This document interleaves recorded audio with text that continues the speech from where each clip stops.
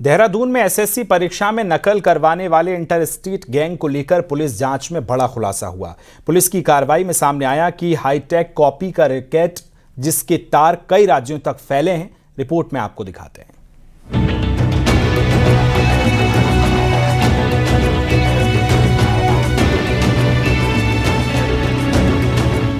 देहरादून में पकड़े गए एसएससी परीक्षा नकल प्रकरण की परतें अब तेजी से खुल रही हैं।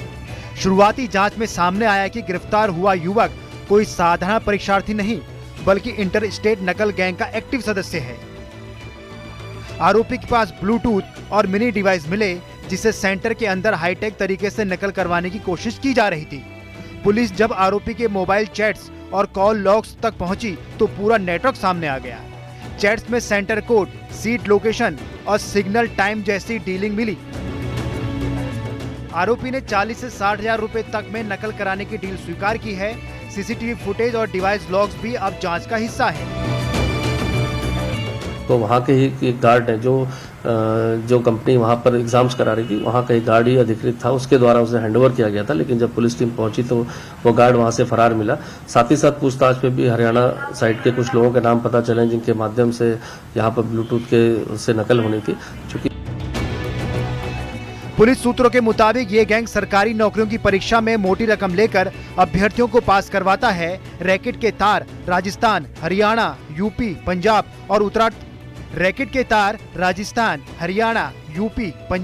और उत्तराखंड तक फैले हैं। आरोपी ने कई अहम नाम, नंबर और लोकेशन की जानकारी दी है, जिसके बाद टीमों को अन्य राज्यों में भेजा गया है। तो प्राय ऐसा देखा गया है कि जो परीक्षाएं होती है उसमें कहीं ना कहीं कोई गिरोह सक्रिय होता है और खासकर वो विभिन्न सेंटर्स में ऐसा करने का प्रयास करते हैं। तो लेकिन अभी तक एक ही इंडिविजुअल मैटर एसएससी की जो परीक्षा थी उसमें देहरादून में रिपोर्ट हुआ था जिसमें कार्रवाई हुई है। हाँ, लेकिन अगर इन्वेस्टिगेशन में लगता है कि आगे कहीं कोई कनेक्शन निकलता है, इसमें अन्य लोग भी काफ़ी संख्या में शामिल हो सकते हैं या और भी जहाँ परीक्षाएं आयोजित हुई हैं वहाँ भी कहीं कोई सेंधमारी या ऐसा कोई प्रयास हुआ होगा तो डेफिनेटली इन्वेस्टिगेशन में वो चीज़ें आ जाएंगी। देहरादून पुलिस, एसओजी और साइबर टीम अब इस हाईटेक नकल गैंग के बाकी सदस्यों पर शिकंजा कस रही हैं। कई जगहों पर छापेमारी जारी है और इंटरस्टेट कनेक्शन तेजी से सामने आ रहे हैं। पुलिस का कहना है कि रैकेट का पूरा सफाया होगा और भर्ती परीक्षाओं की पारदर्शिता पर कोई समझौता नहीं किया जाएगा। देहरादून से न्यूज 18 के लिए सतेंद्र बर्तवाल की रिपोर्ट।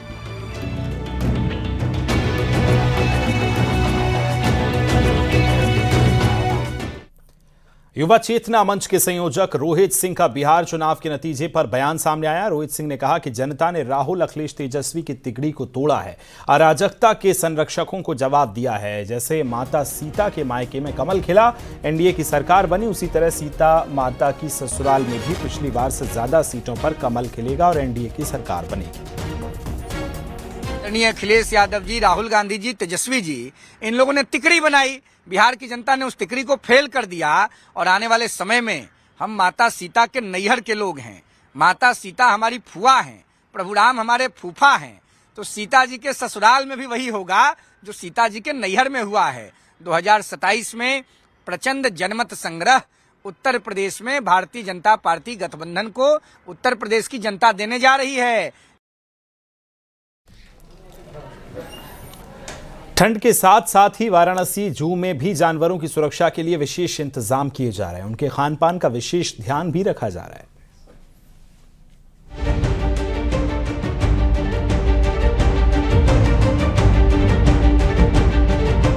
ठंड के दस्तक देने के बाद से ही चिड़ियाघरों में भी वन्य जीवों की देखभाल के लिए ज्यादा इंतजाम किए जाने लगे हैं। सारनाथ मिनी जू में भी तैयारियां तेज हैं। तापमान में गिरावट का असर जानवरों के स्वास्थ्य पर नहीं पड़े, ऐसे में उनके खानपान से लेकर रात्र में विश्राम तक की व्यवस्था बदल दी गई है। जू प्रशासन ने खाने में जरूरी पोषक तत्व बढ़ाते हुए नया विंटर डाइट चार्ट भी लागू कर दिया है। के जानवरों को बचाने के लिए इसमें 2 तरह के जानवर रखे गए हैं। एक तो डियर, एक तो चीतल है और दूसरा काला हिरण है। ये दोनों को हम लोग गर्मी सर्दी के हिसाब से हम लोग डाइट का प्रयोग किए हुए हैं। जैसे सर्दियों में हम लोग जैसे पत्ती को डालते हैं, नीम का पत्ती डालते हैं ताकि उसका मेडिसिन का काम करता है। और उसके बाद में डॉक्टर के सलाह से उसमें जो दवाई जो हम लोग बताते हैं उसके अनुसार दवा जो है मिला करके उसके खाने में मिला करके चने वने में उनका जो देते रहते हैं। वाराणसी में मिनी जू में हिरण समेत मगरमच्छ, घड़ियाल, हवासील, सारस और दूसरे जलीय पक्षियों के खाने की मात्रा को कम किया गया है। हिरणों के लिए अजवाइन, गुड़ समेत नीम की पत्ती, तो वहीं मगरमच्छ और घड़ियाल को अब हफ्ते में 6 दिन ही मांस दिया जाएगा। हवासील, सारस और सफेद सारस को रोज 300 की जगह 200 ग्राम मांस दिया जाएगा ताकि पाचन तंत्र सर्दी में ठीक रहे। मगरमच्छ को ठंड से बचाने के लिए हम लोग उसका जो है पानी को हमेशा नया बदलते रहते हैं, हफ्ते में एक बार बदलते रहते हैं और उसमें चूड़े उड़े का प्रयोग करते हैं ताकि पानी साफ रहे। और उनको खाने पीने के लिए हम लोग एक जानवर को प्रति 2 किलोग्राम मछली देते हैं। सप्ताह में एक दिन का उपवास किया जाता है ताकि इनको जो डाइजेशन हमेशा पेट में उनका बना रहे, संतुलित बना रहे। छोटी जो चिड़िया हमारे हैं केजों में छोटी रखा गया है, जैसे आपका काकाटिल है, बजरी है, लव बर्ड है और सन पैराकीट है। इनको ठंडी से बचाव के लिए हम लोग जो छोटी केज के चारों तरफ से हम लोग ग्रीन पट्टी का प्रयोग किए हैं ताकि ठंडी हवा अंदर न जा सके। ये डाइट चार्ट खासकर सर्दियों के लिए तैयार किया गया है, जिसमें भोजन के साथ साथ समय पर दवाइयां देना भी शामिल है। इस तरह जू में रहने वाले जानवरों का ठंड से बचाव किया जाएगा। वाराणसी से रवि पांडे के साथ bureau report, news 18, UP, Uttarakhand. महिला क्रिकेट स्मृति मंधाना और पलाश मुच्छल की शादी के फंक्शन शुरू हो चुके हैं। बीते दिन उनकी हल्दी सेरेमनी हुई जिसमें उन दोनों के 7 विमेंस टीम की खिलाड़ियों ने खुलकर एंजॉय किया। रिपोर्ट आपको दिखाते हैं।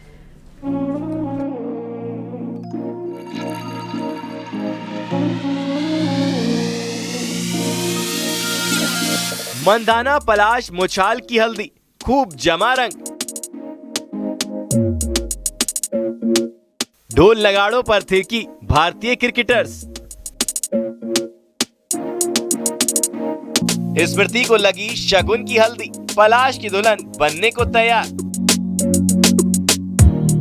स्मृति मंधाना और पलाश मुच्छल की शादी के फंक्शन शुरू हो चुके हैं। बीते दिन उनकी हल्दी सेरेमनी हुई जिसमें उन दोनों के साथ विमेंस टीम की खिलाड़ियों ने खुलकर एंजॉय किया। विमेंस भारतीय क्रिकेट टीम की star cricketer Smriti Mandhana Mrs Muchhal बनने के लिए तैयार हैं। स्मृति और पलाश 7 फेरे लेने वाले हैं। उनकी शादी की रस्में शुरू हो गई हैं। 21 नवंबर को स्मृति और पलाश की हल्दी सेरेमनी हुई जिसके वीडियो खूब शेयर किए जा रहे हैं। हल्दी सेरेमनी में स्मृति और पलाश ने खुलकर एंजॉय किया, तो वहीं उनके साथ वुमेन्स क्रिकेट टीम की साथी खिलाड़ियों शेफाली वर्मा, रेणुका सिंह ठाकुर, अरुंधति रेड्डी और जेमा रॉड्रिग्स भी स्मृति पलाश की हल्दी में मौज मस्ती और डांस करती नजर आई। हल्दी में पलाश और स्मृति दोनों ने चटक पीले रंग के कपड़े पहने थे। दोनों बहुत खूबसूरत लग रहे थे। उनका ये हल्दी का फंक्शन पूरा मस्ती भरा रहा जिसमें वर्ल्ड कप विजेता विमेंस टीम ने खुलकर एंजॉय किया। साथ ही खिलाड़ियों ने स्मृति के साथ खूब मस्ती की और हल्दी के साथ होली खेली। वीडियो में देखा जा सकता है कि किस तरह सभी क्रिकेटरों ने एक दूसरे को रंग लगाया और फिर साथ में डांस किया। हल्दी सेरेमनी में स्मृति और पलाश ने खूब मस्ती की। दोनों ने साथ में डांस किया और हल्दी में जमकर होली भी खेली। पहले तो दोनों ने अपने परिवार के साथ हल्दी सेरेमनी की रस्में निभाई, उसके बाद साथ में सब डांस और मस्ती करते हुए नजर आए। पलाश ने हाल ही में स्मृति को प्रपोज करने का वीडियो भी शेयर किया था। उन्होंने स्मृति को स्टेडियम में ले जाकर घुटनों पर बैठकर प्रपोज किया था। क्रिकेट के मैदान में कुछ इस अंदाज में अपनी होने वाली हमसफर को पलाश ने कुछ ऐसे प्रपोज किया था, घुटनों पर बैठकर कि अब हम आपके हुए स्मृति। और स्मृति मंधाना की इस रील ने भी धमाल मचा दिया था, जिसमें दूसरी महिला क्रिकेटर उनसे सवाल करती हैं कि आखिर क्या हुआ और अपने हाथ में रिंग दिखाकर कहती हैं कि लीजिए समझो हो ही गया, यानी शादी फिक्स हो गई। पलाश और स्मृति 23 नवंबर को शादी के बंधन में बंधने वाले हैं। उनकी शादी में ढेर सारे सेलेब्स रहने वाले हैं। बता दें, पलाश और स्मृति बीते 6 सालों से एक दूसरे को डेट कर रहे हैं। डेट करने के बाद दोनों शादी के बंधन में बंधने जा रहे हैं। Bureau report, news 18। आप देख रहे हैं न्यूज़ 18 उत्तर प्रदेश उत्तराखंड। आप देख रहे हैं न्यूज़ 18 उत्तर प्रदेश उत्तराखंड।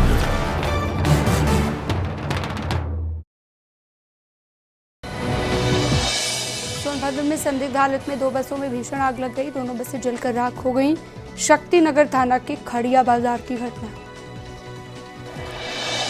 हाथरस की वसुंधरा कॉलोनी के 2 घरों को चोरों ने निशाना बनाया।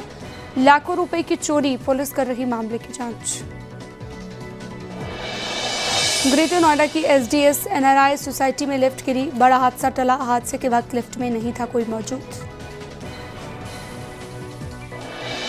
सिद्धार्थनगर के दूधी कोतवाली क्षेत्र में कोहरे और रफ्तार का कहर, पिकअप ने बाइक सवार को पीछे से टक्कर मारी। इटावा की फ्रेंड्स कॉलोनी इलाके में आगरा हाईवे पर स्लीपर बस और डंपर की जोरदार टक्कर हो गई, 12 यात्री गंभीर रूप से घायल। एटा में लैंटर डालते वक्त गिरी शटरिंग, हादसे में 6 लोग घायल हुए, एक की हालत गंभीर है। मेरठ के सरधना थाना क्षेत्र में पुलिस ने 10 साल के मासूम को किया बरामद। अगवा बच्चे को गौतम बुद्ध नगर से सकुशल बरामद किया गया।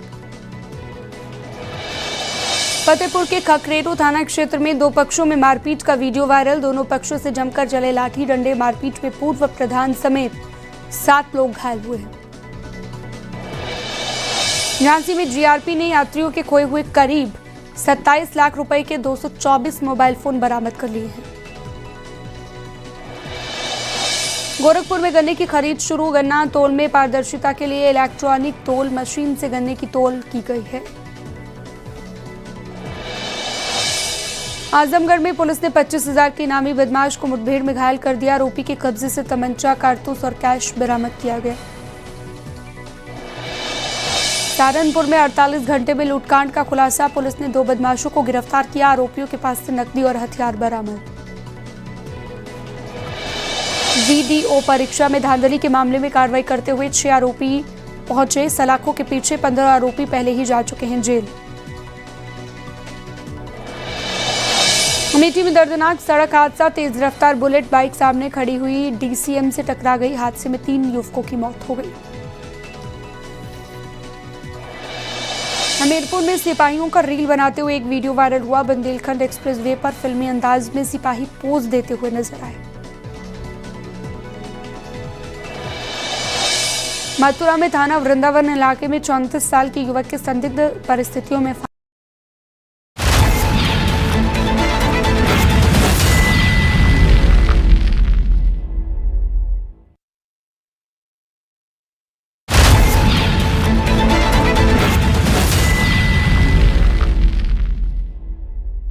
हेडलाइंस प्रेजेंटेड बाय पतंजलि गाय का घी, माँ का भरोसा, प्यार से परोसा। घुसपैठियों को लेकर मुख्यमंत्री योगी आदित्यनाथ सख्त, घुसपैठियों को चिन्हित कर डिटेंशन सेंटर पहुंचाने का आदेश, अस्थायी डिटेंशन सेंटर बनाने का भी दिया निर्देश।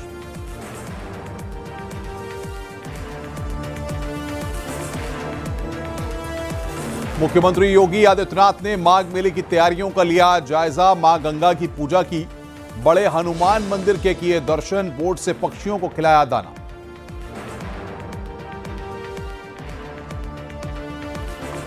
वाराणसी के दाल मंडी में ध्वस्तीकरण की कार्रवाई जारी, पैरामिलिट्री फोर्स की हुई तैनाती, 4 मंजिला मकान पर चल रहा हथौड़ा।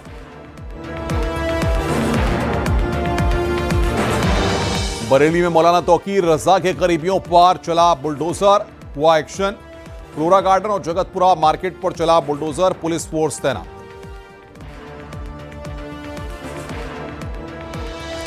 यूपी में एसआईआर पर गरमाई सियासत, अखिलेश यादव ने कहा एसपी की जीती सीटों पर काटे जा रहे वोट।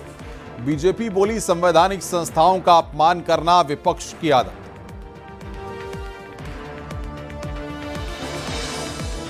वनतारा के कायल हुए अमेरिकी राष्ट्रपति ट्रंप के बेटे, वनतारा को बताया wonder of world. Anant Ambani की पहल की तारीफ करते हुए बोले मुझसे भी बेहतर जीवन जी रहे वनतारा के जानवर। This is better than I live. It's just an incredible place. So you must do it. It's truly a wonder of the world. खिंची तलवार एसआईआर पर आर पार, ब्रांड मोदी का बिहार में गर्दा। रात 8:56 पर देखिए देश हमारा, मैनेजिंग एडिटर अमीश देवगन के साथ। प्रेजेंटेड बाय पतंजलि गाय का घी, माँ का भरोसा, प्यार से परोसा।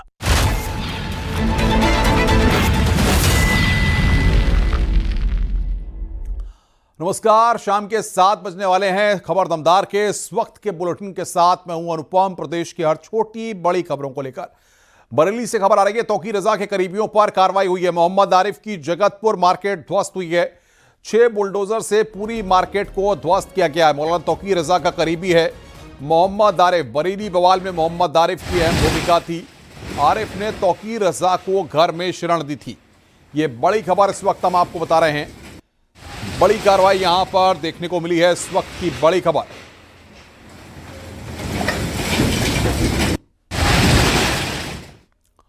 खबर वाराणसी से है। दाल मंडी में ध्वस्तीकरण की कार्रवाई आज भी हो रही है। आज 4 मंजिला मकान को गिराया जा रहा है। मजदूर हथौड़े से छत को तोड़ रहे हैं। पहले मकान को खाली कराया गया, उसके बाद प्रशासन ने तोड़फोड़ शुरू की है। आज के एक्शन से पहले दाल मंडी में पैरामिलिट्री फोर्स की तैनाती की गई, साथ ही भारी पुलिस बल तैनात है। आपको बता दें कि सड़क के चौड़ीकरण को लेकर कई कमान चिन्हित किए गए हैं। मुआवजे की प्रक्रिया के बाद चिन्हित किए गए मकानों को तोड़ा जा रहा है। हाँ, जो मकान के ऑनर हैं उनको रजिस्ट्री की गई और पीडब्ल्यूडी के द्वारा जो मुआवजा था वो दिया गया। उसके बाद कई दिनों तक मुनादी कराई गई है कि आप ये मकान खाली कर दें। इसके बाद ही ये कार्रवाई आज की जा रही है। आगे बढ़ते हैं। बुलंदशहर में खुर्जा नगर पालिका की टीम ने अतिक्रमण मुक्त अभियान चलाया। इस दौरान फुटपाथ पर अतिक्रमण करने वाले व्यापारियों से ईओ ने मुलाकात की और फुटपाथ खाली रखने की अपील की। अधिकारियों ने स्पष्ट चेतावनी दी है कि अतिक्रमण न हटाने वालों पर सख्त कार्रवाई की जाएगी। बता दें कि पूरे शहर में अतिक्रमण के खिलाफ अभियान चलाया जा रहा है। को अतिक्रमण मुक्त बनाने के लिए हम लोगों ने यह अभियान चलाया पूरे दोनों पटरी पे, और व्यापारी बंधुओं ने हमारा काफी कोऑपरेशन किया है। जिसने सामान अपना बाहर रखा हुआ तो उन्होंने अंदर भी किया और हमारी बात मानी और हमारा सपोर्ट करा। इसके लिए मैं सभी व्यापारी बंधुओं का और शहरवासियों का धन्यवाद करता हूँ। कार्रवाई की बात करें तो अभियान में किस तरह की कोई कार्रवाई की गई है? अभी सिर्फ और सिर्फ चेतावनी दी जा रही है और फोटो लिए जा रहे हैं। अगर इसके बाद भी दोबारा शाम में या कल दोबारा से इस तरह का अतिक्रमण फिर से पाएगा तो उन सबको नोटिस निर्गत किए जाएंगे।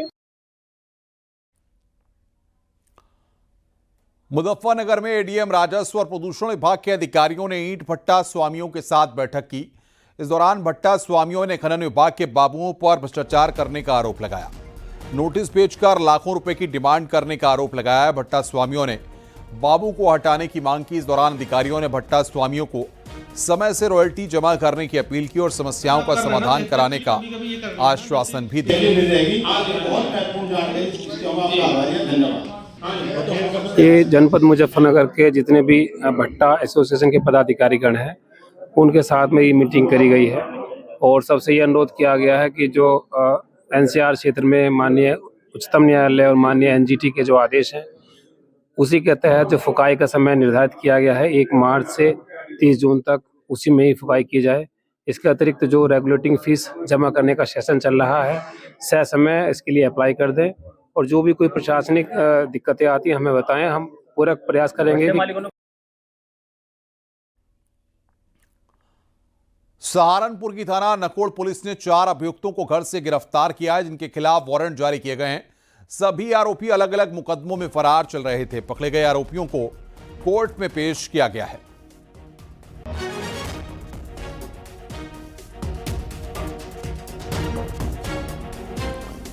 और बड़ी खबर हम आपको बता रहे हैं, उत्तर प्रदेश में बिजली उपभोक्ताओं को राहत दी गई है। प्रदेश में बिजली दरों में कोई बदलाव नहीं है। विद्युत नियामक आयोग ने खारिज किया प्रस्ताव। रेट बढ़ाने के यूपीपीसीएल के प्रस्ताव को खारिज किया गया है। लगातार 6ठे साल नहीं बढ़ी बिजली दर। 6 साल तक बिजली दर न बढ़ाने वाला पहला राज्य बना है उत्तर प्रदेश। 3.5 करोड़ बिजली उपभोक्ताओं के हित में फैसला लिया गया है। विद्युत उपभोक्ता परिषद ने मुख्यमंत्री योगी आदित्यनाथ का आभार जताया है। और बातचीत करने के लिए हमारे साथ हमारे संवाददाता राजीव सिंह इस वक्त फोन लाइन पर जुड़ रहे हैं। और राजीव, लगातार 6ठे साल बिजली दर में बढ़ोतरी न करने का फैसला जाहिर तौर पर आम लोगों के लिए एक बड़ी सहूलियत वाला कदम है। देखिए, यकीनन अनुभव उत्तर प्रदेश में करीब 3.5 करोड़ बिजली उपभोक्ता हैं। ऐसे में विद्युत नियामक आयोग ने यूपीपीसीएल के उस प्रस्ताव को खारिज कर दिया है जिसमें ग्रामीण क्षेत्र में 40 से 45% बिजली दरों में बढ़ोतरी का प्रस्ताव भेजा गया था, जबकि शहरी क्षेत्र में 30 से 40% बिजली दरों में प्रस्ताव का भेजा गया था। नियामक आयोग ने इस पर विधिवत नियमानुसार सुनवाई की और उस पर जाकर आज फैसला किया और उत्तर प्रदेश की नई बिजली दरें जारी की हैं, जिसके तहत नियामक आयोग ने ये आदेश दिया है कि उत्तर प्रदेश में बिजली बिजली दरें यथावत रहेंगी, बढ़ेंगी नहीं। ऐसे में उत्तर प्रदेश देश का पहला ऐसा राज्य है जहां लगातार छठे वर्ष भी बिजली की दरों में कोई बढ़ोतरी नहीं की गई है, जिसको लेकर उत्तर प्रदेश के उपभोक्ता उत्तर प्रदेश के मुख्यमंत्री योगी आदित्यनाथ का आभार जताते हुए नजर आ रहे हैं, क्योंकि लगातार ये मांग की जा रही थी उपभोक्ता परिषद द्वारा कि ये जो दरें हैं ये काफी ज्यादा है। जो यूपीपीसीएल द्वारा प्रस्ताव भेजा गया है, इसको लेकर नियामक आयोग ने भी जो 3.5 करोड़ उपभोक्ता हैं उनके हितों में ये एक बड़ा फैसला किया है। इससे आने वाले दिनों में उत्तर प्रदेश के बिजली उपभोक्ताओं को एक बड़ी राहत मिलेगी, क्योंकि यूपीपीसीएल द्वारा एक ऐतिहासिक वृद्धि का प्रस्ताव नियामक आयोग में भेजा गया था, लेकिन नियामक आयोग में यूपीपीसीएल अपनी बात को जस्टिफाई नहीं कर पाया, जिसके बाद नियामक आयोग ने यह फैसला किया है कि उत्तर प्रदेश में छठे वर्ष भी बिजली की दरों में कोई बढ़ोतरी नहीं की जाएगी। राजीव, बहुत बहुत शुक्रिया आपका। नजर बना के रखिए, आगे भी हम आपसे अपडेट लेंगे। हरदोई के संडीला कस्बे में एक अस्पताल में प्रसव के बाद एक महिला और उसके नवजात बच्चे की मौत हो गई। घटना के बाद परिजनों के अस्पताल प्रशासन पर गंभीर आरोप लगाया और जमकर हंगामा किया। बवाल की जानकारी मिलने पर पुलिस मौके पर पहुंची और स्थिति को कंट्रोल किया। पुलिस ने दोनों शवों को पोस्टमार्टम के लिए भेजा है। फिलहाल पूरे मामले की जांच पड़ताल जारी है।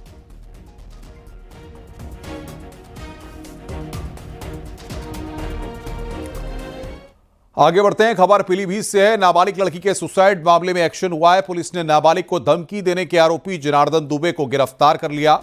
दरअसल जनार्दन का नाबालिग की मां से विवाद चल रहा है, मामला कोर्ट में है। उसी मामले को लेकर नाबालिग लड़की को रास्ते में रोककर धमकी देने और अभद्रता करने का आरोप जनार्दन पर लगा है। नाबालिग के परिजनों के मुताबिक धमकी और अभद्र व्यवहार से आहत होकर नाबालिग ने सुसाइड कर लिया था। नाबालिग के परिजनों की तरफ से दी गई शिकायत के आधार पर केस दर्ज कर हजारा पुलिस ने आरोपी जनार्दन को गिरफ्तार कर लिया है।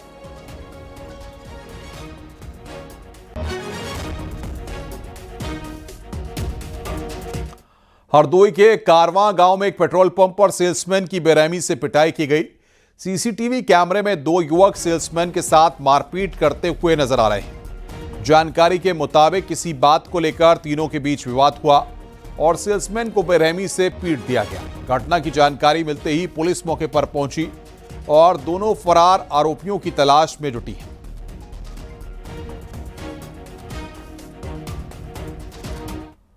सीतापुर के सदरपुर क्षेत्र में 3 महीने पहले संदिग्ध हालत में पेड़ से लटके मिले शव को डीएम के आदेश पर कब्र से निकालकर दोबारा पोस्टमार्टम के लिए भेजा गया है। परिवार का आरोप है कि गांव के प्रदीप, दिलीप और बबलू ने पूरे विवाद में मृतक रंजीत की हत्या कर शव को फांसी पर लटकाया। परिजनों ने पहली पोस्टमार्टम रिपोर्ट को गलत बताते हुए डॉक्टर पर पैसे लेकर तथ्य छुपाने का आरोप लगाया था। इसी शिकायत पर डीएम ने दोबारा पोस्टमार्टम कराने का निर्देश दिया है।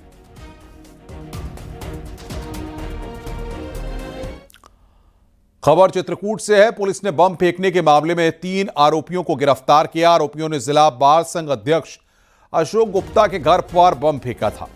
एसओजी और करवी कोतवाली पुलिस ने सीसीटीवी फुटेज के आधार पर 3 आरोपियों को पकड़ा है। पूछताछ के दौरान पता चला कि 50,000 रुपए की सुपारी लेकर हमला किया गया था। हमले के पीछे अधिवक्ता सुरेश तिवारी और अशोक गुप्ता के बीच पुरानी रंजिश बताई जा रही है। अमित उर्फ बंटी पाल ने ये घटना कारित की, चूंकि ये पहले भी आपके थाना धूमनगंज से 848/2018 में विस्फोटक अधिनियम में जेल जा चुका है और ये इसका एक्सपर्टाइज है। तो इसी में ये हमारे पास में अभी तक 3 मुलजिम पकड़े गए हैं, जिसमें अभियुक्त है बंटी पाल जो कि बम विस्फोट किया था, दूसरा आकाश उर्फ राहुल तिवारी जो प्लान किया था और जो कि इनके संपर्क में था सुरेश तिवारी और उनके दोस्तों के। सहारनपुर के ट्रांसपोर्ट नगर में 7 लाख रुपए की लूट का पुलिस ने 48 घंटे में खुलासा किया है। मुठभेड़ में 2 शातिर लुटेरे मैनपाल और इरफान को गिरफ्तार किया गया। बाद में 2 और आरोपी रवीश और फिरोज को भी पकड़ लिया गया। पुलिस ने आरोपियों के पास से 6,30,000 रुपए, तमंचे और एक बाइक बरामद की है। दरअसल 20 नवंबर को चोकर व्यापारी के गोदाम से 3 बदमाशों ने हथियार के बल पर 7 लाख रुपए लूटे थे। घायल बदमाश अस्पताल में, एक फरार, 4 के खिलाफ लूट और आर्म्स एक्ट के तहत मुकदमा दर्ज किया गया है।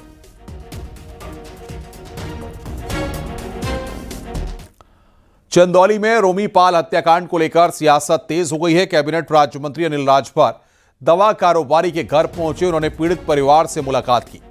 मंत्री राजभर मुख्यमंत्री योगी आदित्यनाथ के निर्देश पर पीड़ित परिवार को सांत्वना देने पहुंचे थे। उन्होंने बताया कि इस घटना को लेकर मुख्यमंत्री योगी आदित्यनाथ से विस्तार से चर्चा हुई है। अनिल राजभर ने आश्वासन दिया है कि सरकार अपराधियों के लिए बड़ी सजा तय करेगी। मंत्री ने यह भी कहा कि चाहे अपराधी कितना भी बड़ा क्यों ना हो, उस पर ऐसी कार्रवाई होगी कि उसकी 7 पीढ़ियां तक कांप उठेंगी। सहयोगी सिद्ध होने वाला है। बहुत दिन से इसकी मांग की जा रही थी कि जो श्रम शक्तियां हैं, हमारा जो श्रम बल है, उसको और सशक्त बनाने के लिए हमें श्रम सुधार करना पड़ेगा और उसका रिफॉर्म हमारी सरकार ने किया है। माननीय प्रधानमंत्री मोदी जी के मार्गदर्शन में जो आज काम हुआ है, उसने पूरे दुनिया के लिए एक नजीर प्रस्तुत की है, एक उदाहरण प्रस्तुत किया है। घुसपैठियों को लेकर मुख्यमंत्री योगी आदित्यनाथ ने कड़े निर्देश दिए हैं। सीएम योगी ने अस्थायी डिटेंशन सेंटर बनाने को कहा है। घुसपैठियों को चिन्हित कर डिटेंशन सेंटर पहुंचाने का आदेश दिया है। सीएम योगी आदित्यनाथ ने सभी जिलाधिकारियों को निर्देश दिया है। घुसपैठियों के लिए डिटेंशन सेंटर बनाने को कहा गया है।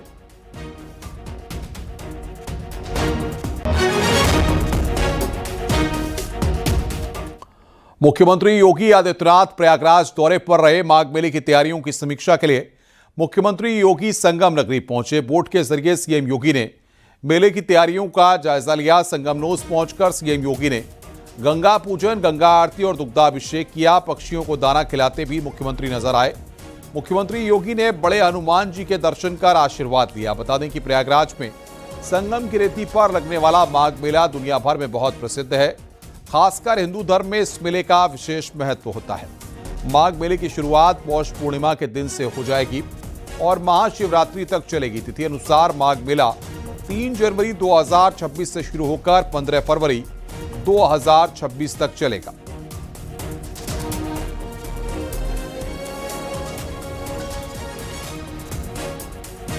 माघ मेला 2026 की तैयारी यहां पे प्रारंभ हो चुकी है। 2024 की तुलना में इसके दायरे को बढ़ाया गया है और चूंकि यहाँ की टीम के सामने 2025 के महाकुंभ का अनुभव है, जिसने पूरे देश और दुनिया के अंदर अपनी एक अमिट छाप छोड़ी थी और भारत की सनातन धर्म की परंपरा के प्रति लोगों के मन में एक नया उत्साह भरा था। इस बार माघ मेले की तैयारी के लिए भी उस प्रकार की व्यवस्था हम लोग देने का प्रयास कर रहे हैं। ब्रिज केस में पहले तो माघ मेले की जो तिथि है, इस बार यह लगभग 15 दिन पहले आ रहा है। 3 जनवरी को पौष पूर्णिमा है, 15 जनवरी को मकर संक्रांति, 18 जनवरी को मौनी अमावस्या, 23 जनवरी को बसंत पंचमी, 1 फरवरी को माघी पूर्णिमा और 15 फरवरी को महाशिवरात्रि। ये 6 स्नान होंगे, जिनमें कल्पवासियों की संख्या पौष पूर्णिमा 3 जनवरी से लेकर के 1 फरवरी तक उनकी बड़ी संख्या रहेगी और कमोवेश यहाँ देखने को मिलता है कि 20 लाख से लेकर के 25 लाख कल्पवासी इस पूरे मेले में 1 माह का यहाँ प्रवास करते हैं और इस एक महीने के अपने प्रवास के दौरान यहीं पे माँ गंगा के सानिध्य में उनकी साधना चलती है। समाजवादी पार्टी के संस्थापक नेताजी मुलायम सिंह यादव की जयंती पर सपा प्रमुख अखिलेश यादव ने सैफई में नेताजी के नाम से बन रहे निर्माणाधीन मेमोरियल का एक वीडियो सोशल मीडिया में पोस्ट कर उन्हें याद किया। सपा प्रमुख अखिलेश यादव ने लिखा है कि सिद्धांत आपके, संकल्प हमारा। नेताजी की जयंती पर नए संकल्पों से भरा हार्दिक नमन। समाजवादी मूल्यों को समर्पित आपका जीवन हम सबके लिए वो अखंड प्रकाश स्तंभ है जो हमेशा राह दिखाता रहा है और दिखाता रहेगा।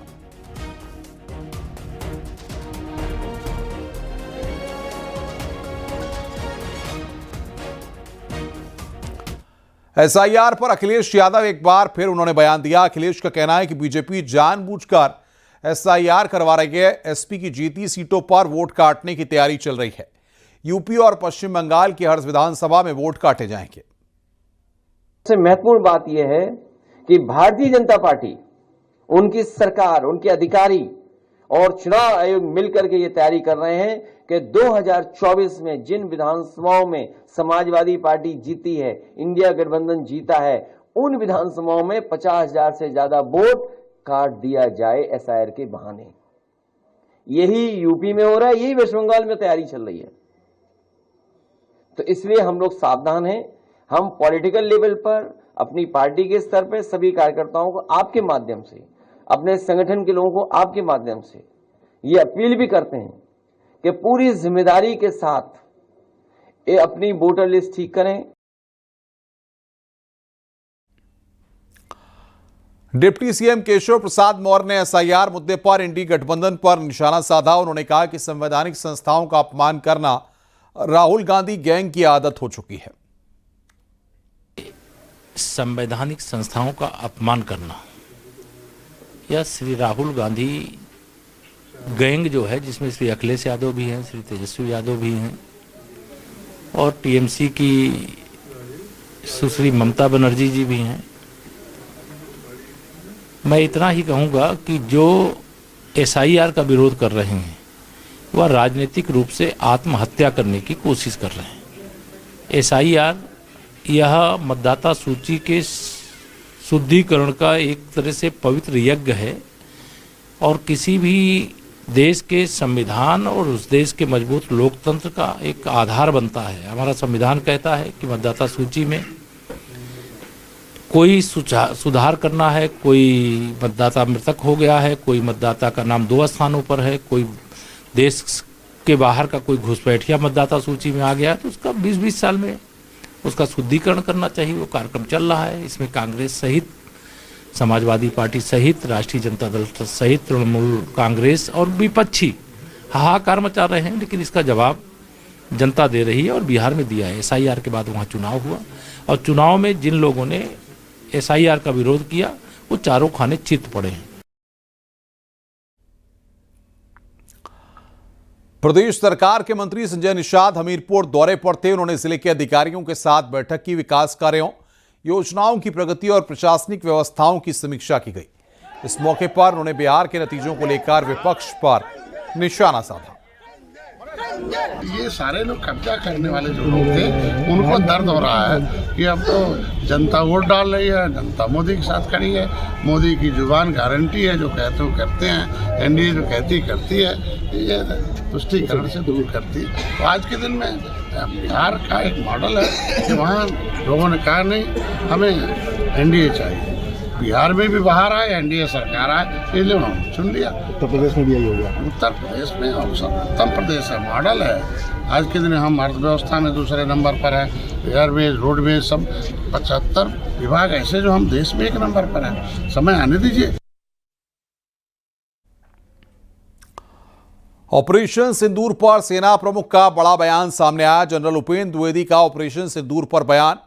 ऑपरेशन सिंदूर एक सम्मिलित प्रयास था। 22 मिनट में 9 टेररिस्ट टारगेट खत्म, 88 घंटे में लड़ाई खत्म कर दी। जनरल द्विवेदी ने यहां पर यह बयान दिया है।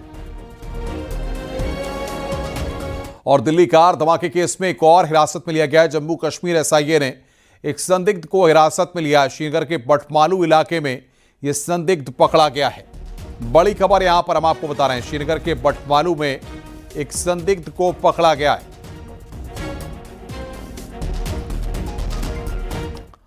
खबर हापुड़ से है, जहां पर कार सवारों का हाईवे पर हुड़दंग करने का वीडियो सोशल मीडिया पर वायरल हो रहा है। वीडियो थाना हाफिजपुर क्षेत्र के मेरठ बुलंदशहर हाईवे कंबोडिया में फंसे बागपत के विकास की सुरक्षित घर वापसी हो गई है। बागपत साइबर पुलिस, गृह मंत्रालय के 14सी सेंटर और विदेश मंत्रालय की संयुक्त कार्रवाई के बाद विकास वापस लौटे हैं। बताया जा रहा है कि विकास को मोटी सैलरी पर नौकरी का लालच देकर कंबोडिया बुलाया गया था, लेकिन वहां पहुंचने के बाद उससे जबरन साइबर ठगी का काम कराया जाने लगा।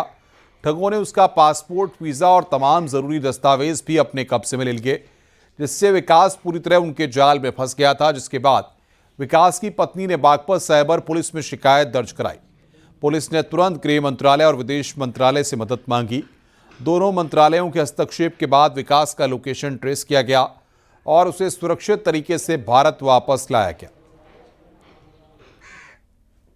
विकास जो कि जनपद बागपत के रहने वाले थे और कंबोडिया में साइबर स्लेवरी में फंस गए थे, उनको सफलतापूर्वक वहां से रेस्क्यू करके ले आया गया। कल इनको विकास को धनौरा सिल्वर नगर स्थित इनके घर पे इनके परिवार से मिलवा दिया गया है और ये सकुशल और स्वस्थ हैं। इस संबंध में सभी जनपद वासियों को अवगत यह कराना है कि यदि कोई भी आपको उच्च सैलरी की या फ्री वीज़ा का या इस तरह का कोई झांसा देके तो बिल्कुल सतर्क हो जाएं। इसमें ज़रूर साइबर स्लेवरी से संबंधित अपराध भी हो सकते हैं।